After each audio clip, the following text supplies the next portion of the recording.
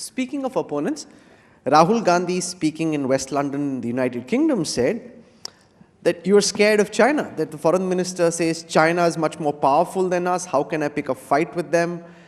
At the heart of his ideology is cowardice, and then he goes back to the times of the British to say that the RSS never fought, and this is really the mentality that's seeped down. How do you respond to Mr. Gandhi? Okay. You know, I'm actually reminded, because first we are talking about Rahul Gandhi speaking about China abroad. I'm reminded of a very different experience I had in 2011. This was the first time I met Narendra Modi.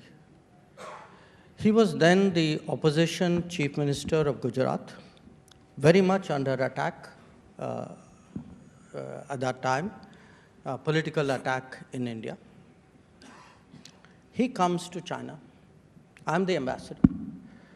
And he asked me for a briefing on our problems with China, and we were having a problem. You know, we had the staple visa issue, we had the Northern Command issue, there were a whole set of issues. So I told him that, look, you're the first chief minister who's ever asked for a national security briefing. I'm curious to know why. To which he said, look, I'm an opposition chief minister. I have come to China. I do not want to say anything which is 1 millimeter other than my national position. And I have to be very careful. So I first need to fully understand from you. And two, at the meeting, if you see me deviating in any way, you know, signal me. I'm reminded of this because when I saw what happened in 2011 and I see what's happening today, I look at the contrast. Now your question. Look, I also, like many others, followed some of what Rahul Gandhi said when he was in UK. Obviously, look, a lot of it is politics. I'm putting that aside. Okay? There's a discount when it comes to politics. I am troubled as a citizen of India. I'm troubled as a citizen of India when I see somebody drooling over China and being dismissive about India. And I'll give you examples. He puts his description suo moto of China in that Cambridge talk. You know what's the word which comes to his mind when he talks of China? Harmony. His one-word description of China is harmony. His one-word description of India is discord. Okay. He talks admiringly of how China is the greatest manufacturer, nobody can. And yes, China has done a tremendous job. I mean, nobody. But when it comes to manufacturing in India, he runs it down in every possible way. He says, make in India won't work. I mean, when you made Covaxin, the Congress party was saying Covaxin doesn't work. So, you know, it's one, look, you can have objective assessments about the progress of other countries. There's nothing wrong with that. But in this current situation, to talk up, you know, a competitive relationship and to worse, do down your own country, you're telling me I'm scared. I'm asking you, you know, why is somebody undermining national morale like this? And it's not just, you know, economy. Let's even look at security. He talks about connectivity. He speaks admiringly in the same talk. He's spoken about the Belt and Road. He compares, very poetically I must say, he compares Belt and Road like the Yellow River in China gushing forth. Guys, the Belt and Road goes through POK. It violates our national integrity and sovereignty. He doesn't have a word to say about it. So I think, you know, when, to use Dr. Pillsbury's term, when panda huggers try to be China hawks, it doesn't fly. Interesting. Now that you've mentioned Michael Pillsbury, I want to refer to a few things from his book. If you heard some parts of his session at the India Today Conclave yesterday, he spoke of how he would have expected, given what's happened in the warring states in the past, that there be a much stronger response from countries like the Quad to develop a countervailing force to a rising superpower. That the Quad is still very loosely formed, doesn't have any definition in terms of a strategic military alliance, even if it's not a formal alliance, but a more robust opposition to a rising superpower, that the world is allowing China to rise without coming together to stop it more purposefully. I watched that session. It was a very interesting session. But pause for a moment on Quad. And I want to take you back to the previous question. Today, I heard from your words, opponents, how we should stand up to China. Do you remember that first time we tried the Quad was in 2007? And do you remember what happened to that Quad? And how much we stood up to China at that point of time? So what's the difference? Today you have a Quad because this government has frankly, the guts to stand up on Quad. 2007, we didn't. We buckled. So coming to Quad, I would say, this is not about statements because, does somebody explicitly mention a country or not. It's not, it shouldn't really be seen through the prism of treaties and alliances. To my mind, that's old thinking. This is a different world. And we are not a country, for reasons of our history, who do that. Treaties and alliances is part very much of a post-Second World War, Cold War kind of framework. Today, I think the global situation calls for countries with converging interests who have a great deal of comfort with each other, working together in an area or a domain which they find themselves comfortable. In the case of Quad, that happens to be primarily the Indo-Pacific.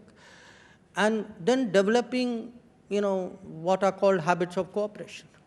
And I think if you see, from the time the Quad was revived, because 2007, the Quad was kind of aborted, it took a decade for it to be revived. 2017, it started at the Foreign Secretary's level. I happened to be Foreign Secretary at that time. 19, it became Foreign Minister's level. I happened to be Foreign Minister at that time too. And 21, it met at the Prime Minister President's level. Today, the fact that it meets, the agenda is growing. Each meeting is actually broadening the areas of cooperation. So I feel it is moving well, precisely because it is flexible, it is nimble, it is creative, it gets top-up attention. What I would not like to see is, I would not like to see it becoming bureaucratic, rigid, where it becomes legalistic. People spend more time quarreling about, does this conform to that article or not. That's not the way we are thinking at all. I'm also very curious, and can I have a mic sent across to Dr. Pillsbury, please, about his theory that China is winning the 100-year marathon and that it won't take till 2049 for President Xi to take China to being the preeminent superpower of the world, that Dr. Pillsbury thinks this could happen in the mid-2030s, and that this is the new reality of a China-led world order. As Foreign Minister of India, Dr. Jaishankar, what do you think of this? I heard him. I also had the pleasure of spending some time with him this morning. Definitely, in the case of China, I mean, no question, China is today the number two power in terms of its size, in terms of its ability. Yes, there are sectoral areas where it may be even better than that, and I think he gave some examples of it yesterday. I look perhaps in a more detached, objective way. He's an American looking at China. He's a China specialist looking at China. And we've known each other for 40 years. I have great respect and regard for his understanding and his experience with China. I am today an Indian looking at the world. I'm looking at both US and China and a lot of other factors, together. I don't think, it's a binary situation. I don't think the world anymore can be analyzed in terms of a binary competition. I accept that, that these are, looking at them, that US is still number one, and China today, you could say in many ways, follows thereafter. But I think the situation is much more complex. There are many more variables. I am, as a student of history, I'm quite reserved in my judgments about the future, where they go, how they happen. And I come back actually to the theme of your meeting today, the India moment.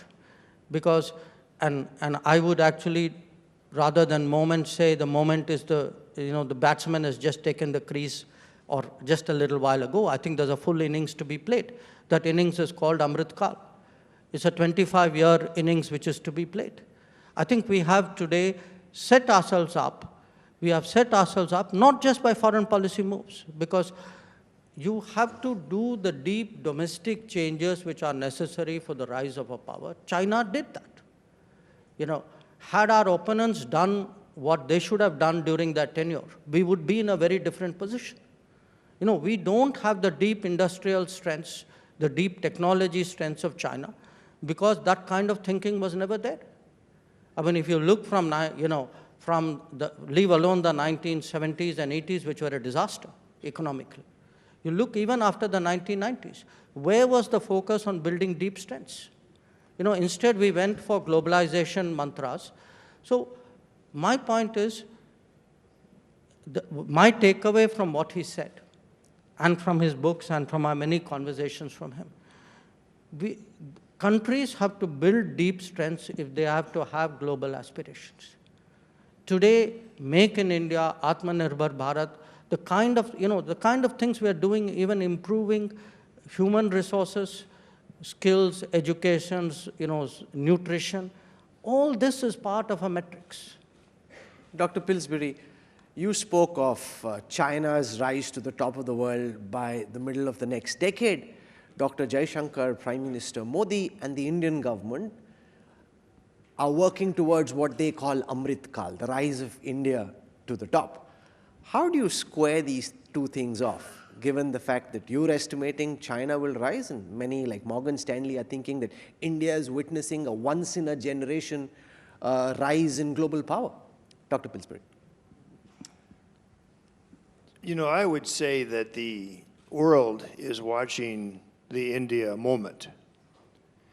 The Indian political leadership has within its hands the chance to be sure that the world is not ruled by a dominant number one, China. In many ways, it's up to India to decide what to do. And it's very scary, if I could use that word, to see Rahul Gandhi's comments about China. We have a few people in America who think the way Rahul Gandhi apparently thinks about China, that harmony is the key feature of that country. Almost all those people, the old panda huggers, they have changed their minds. They have come alive. They realize there's a global challenge from China. And if you carefully read Dr. Jaishankar's book, The India Way, you will see in there his proposal that India should play a shaping role in the global order, partly as a voice for the global South, but for other reasons as well. The reaction in China to Dr. Jaishankar's book is very negative. They don't like the idea that India could play a role speaking for the global South. They believe that's China's responsibility. So this challenge for the future of the India-China relationship, that's something I wish I had devoted more time to many years ago. But I now see India as the world's chance to be sure that China does not become a dominant, aggressive, and dictatorial society.